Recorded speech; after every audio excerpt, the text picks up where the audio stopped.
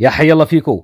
اليوم وصفتنا لزاقيات من السويدة، من محافظة السويدة الجميلة، بالحليب والحلاوة. طبعا هي أختها للزاقيات أو لزاقيات الحورانية اللي بدرعا، ولكن لزاقيات السويدة إلها يعني لون باهر، وطعمها كمان مميزة لأنه بتنعمل بحليب وحلاوة. راح نفوت على التفاصيل أعزائي وأحبتي، وهذا الفيديو إهداء لأهلنا بالسويدة ولكل الأحبة والمتابعين في كل مكان. شوف المنظر ونصلي على النبي ونستنى بعد الفاصل. راح نفوت بتفاصيل لزاقيات السويدة الجميلة.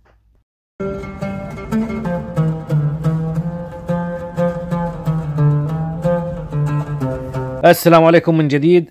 بدنا 4 كاسات طحين مشان نعمل لزاقيات السويدة. 4 كاسات طحين، كاسين طحين ابيض وكاسين طحين اسمر. الخلطة ضرورية حسب الوصفة اللي عم نشتغل عليها. الوصفة ضرورية، اذا كاسين حليب، كاسين طحين اسمر وكاسين طحين ابيض، مشان يصير في تجانس بس نخلط. بدنا خميرة، يعني خميرة بودرة ملعقة صغيرة تقريبا نضيفها على الطحينات. بدنا محلب نص ملعقة صغيرة، زنجبيل مشان نكهة كمان بدنا نص ملعقة صغيرة، كله ناعم نص ملعقة. اليوم كل ملعقتنا صغيرة. قرفة بدنا ربع ملعقة كمان صغيرة، ويانسون نص ملعقة صغيرة. بدنا كركم مشان اللون، يعني ملعقة صغيرة، وملح طبعا ملعقة كمان صغيرة مشان ما تطغى طعمة الملح.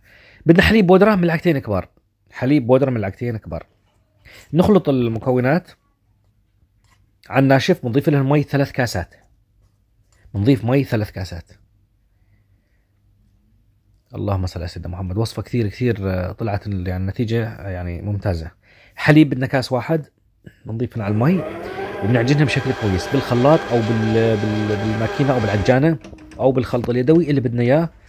نخلطه مشان يتجانس بخلط كويس مشان كل الطحين ينخلط.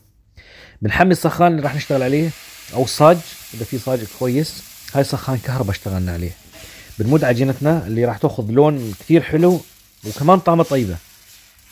احنا دائما عملنا لزاقيات حورانية من درعا، اليوم عملنا لزاقيات حورانية من السويدة، كلها حوران، ولكن اليوم من مدينة السويدة الجميل لأنه هاي لونها ويعني والنتيجة طلعت كثير مميزة. بنعمل الرغيف أو الأرغفة بنعملها على شكل يعني دائري حسب الصاج اللي عندنا. ما بدها بس نخلطها، ما بدها كثير تخمير، مباشرة فينا نشتغل عليهن.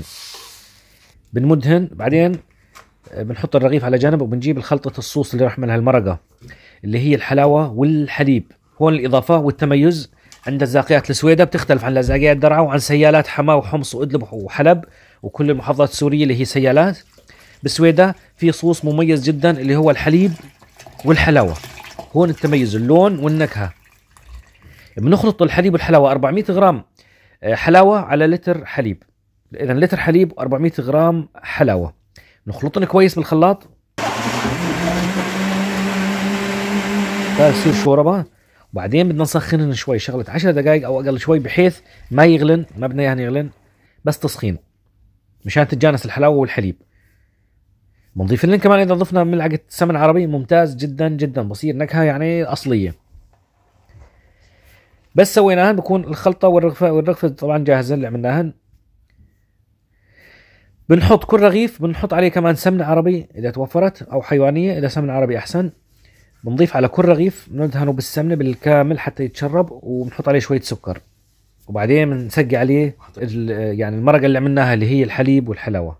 بنحط شوية سكر فوق السمنة، وبنضيف عليه الشوربة أو المرقة اللي عملناها اللي هي أو الصوص فينا نسميه اللي هي الحليب والحلاوة. شوف المنظر، هاللون الأبيض بصراحة بسحر، يعني أنا عجبني هاللون الأبيض، حبيت نجرب هالطريقة لأول مرة.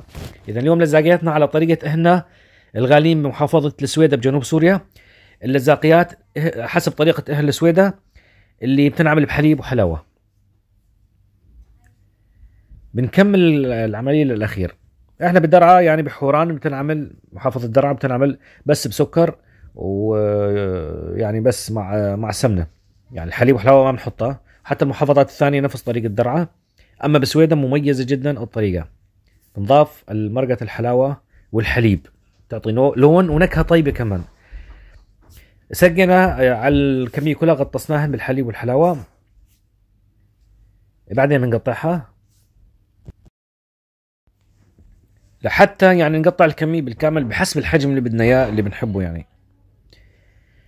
هون صارت جاهزه كمان، بس نخلص بنرجع بنغطسها بالكامل مشان نضمن الطعم والنكهه واللون الابيض اللي يعني منكه بالحلاوه والحليب. شوف المنظر، اللهم صل على سيدنا محمد. ونضيف له فستق حلبي مشان جماليه المظهر الخارجي كمان. هون التميز. الوصفه صارت جاهزه بوصفه اللزاقيات حسب طريقه اهلنا بسويدا. هالفيديو اهداء لاهلنا بسويدا ولكل المتابعين بكل مكان. ان شاء الله تكون الطريقه عجبتكم، وعملناها باسهل طريقه ممكن ان شاء الله، يعني نكون وفقنا فيها. وبنعتذر من اهلنا بسويدا اذا كان في يعني خلل بالطريقه، او يعني وصفه او كميات زائد ناقص، فبنعتذر سلفا لانه اول مره بنعملها وتجربه كويسه واهداء لعيونكم، وان شاء الله تعجبكم. يعني اذا عجبتكم اعزائي واحبتي رفع الفيديو، مشاركه على نطاق واسع، والشير للاصدقاء. وان شاء الله دائما نضلوا بخير، ودائما في وصفات من قناه وصفحه اطايب دارنا على السوشيال ميديا، الفيسبوك واليوتيوب وباقي المنصات. والسلام عليكم ورحمه الله وبركاته.